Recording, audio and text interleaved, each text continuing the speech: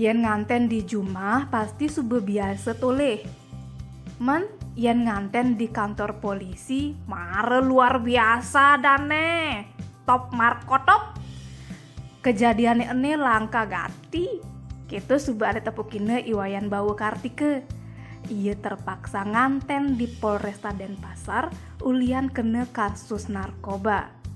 Bawa ane asalnya uli Banjar Sading desa Babakan Gianyar entu, anak sube mesemaya ajak kabakne ni Ketut Purnami lakar nganten. Acara pawiwahane bawa ajak Purnami sube mejalan duga Senin 18 April. Upacarane ene langsung viral di medsos.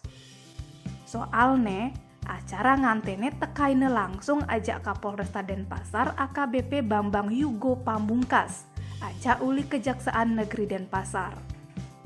Bambang nuturang, Polresta Denpasar subemang nyilih fasilitas apang acara newayan bawa Kartike ngidang mejalan. Entu mule hak warga negara, sing je ulian Kapolres ajak kejaksaane ane teke. Upacarane ane masih kepuput oleh jero mangku ajak pengurus adat uli keluarga ane nganten. Ini liang gatikan hane ibawe ajak Ipurnami ulian payung nganten. Ipurnami asalnya uli kelurahan Kute Badung.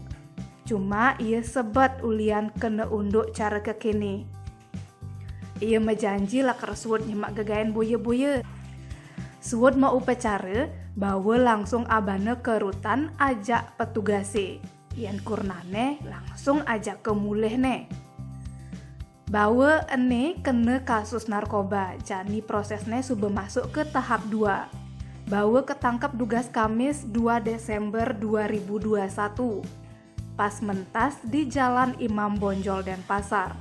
Ia ngabe sabu bahatne 163,64 gram, ajak ekstasi liune 30 butir. Ulian entu ia bogolan paling mekelo duangda setiban.